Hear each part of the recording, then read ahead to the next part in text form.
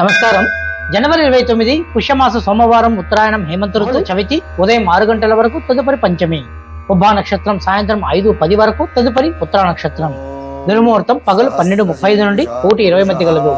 సంకష్టార చతుర్థి పర్వదినం. సోమవారం పుబ్బా నక్షత్రం ధ్వజయోగం రాజ్యలాభం, ఉత్తర పల్గొని నక్షత్రం శ్రీవత్సయోగం లక్ష్మీప్రదము కనుక ప్రయాణాలు అనుకూలం. పుష్యమాస బహుళ చవితి తిథి నాడు ఉదయాత్పూర్వమే 3 బావుల నీరుతో రసలింగాన్ని శివపంచాక్షరి మహామంత్రముతో భక్తి శ్రద్ధలతో 1008 సార్లు అభిషేకించిన నీరుని జమ్మి వృక్షాన్ని సమర్పించినట్టయితే పూర్వ జన్మలో చేసిన జీవహింసల వలన ఈ జన్మలో నీలాపనిందులు పడుతున్న వారి యొక్క దోషాలు నివృత్తి జరుగుతుందని గురువచనము.